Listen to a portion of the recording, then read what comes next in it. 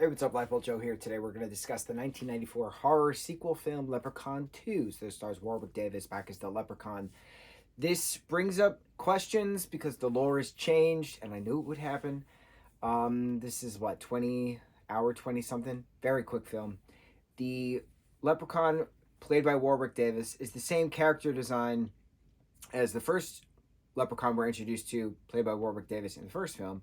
But it's a completely different Leprechaun because that one had that one piece of gold missing, and he was chopping away at Ozzy's stomach to get it out because Ozzy had eaten it, right?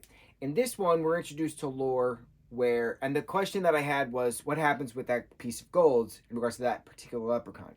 In this story, we have a different leprechaun, um, and it's given to us this information from a book of Irish folklore that wrought iron is their only weakness, which is contrary to what we learned in the first film, where a four-leaf covert is a weakness.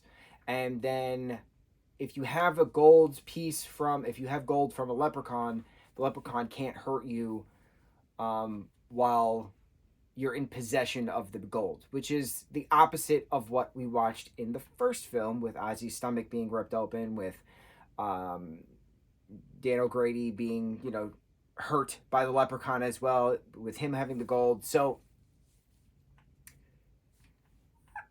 the lore has changed, and we're only in the second movie, so I don't know what to now do moving forward. Now, this particular leprechaun was like kind of in hibernation in a tree from Ireland that was conveniently buried on the property of Harry Houdini's old estate, old mansion in Los Angeles. So we're in Hollywood for this film. Main character is Cody. He runs this scam tour operation with his uncle Morty. Um, Cody likes this girl Bridget from school, who then kind of, sort of, maybe likes this guy Ian from school, who works at this go karting place. So there was a lot of like Leprechaun at the go karting arena, which I thought was neat because we don't really have horror films at a go karting place, so that was cool. This takes place on St. Patrick's Day, so there's a bunch of different, short individuals walking around in leprechaun clothes. So it's a lot of, oh, this leprechaun is just like everybody else dressing up as leprechauns for St. Patrick's Day as they all drink their beers at the bars with the clovers on the walls. Um, Morty is given, no, Cody is given a milk chocolate gold piece from a actor playing a leprechaun at this bar, and then takes another one, thinking to then use it as a trick for the leprechaun in the end, which it does save his life. But it's just an awkward ick when the leprechaun takes Bridget to be his bride, and then like prepping her for the wedding night was just not a nice scene to watch at all. It was very ick. Gave me the ick. And this particular leprechaun gives a lore, and we start 1,000 years earlier, where once a leprechaun reaches their 1,000th birthday, they can wed, and then they have to wait another 1,000 years before they can wed. The first leprechaun in the first film says to the police officer in his little go-kart, I'm over 600 years old.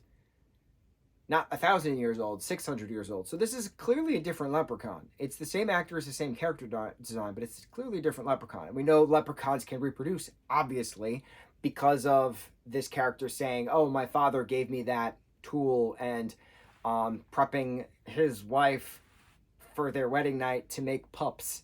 It referenced the litter, referenced the wee ones. It was just not it was just ick.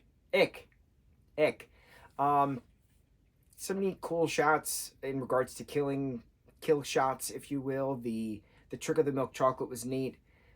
Cody having to figure out a way to not so much prove his innocence, but get Bridget out of this leprechaun lair at the base of the tree of Houdini's house. It's just weird that the lore changed, because then now this one is introduced as being able to teleport. The first one couldn't do that, so I don't know. I don't know. I don't know. I knew the lore would change. I knew the lore would change. And it's not so much the story changed, because my only two concerns with this is Ozzy was injured while holding the coin, technically in the first. Cody couldn't get injured while holding the coin in the second.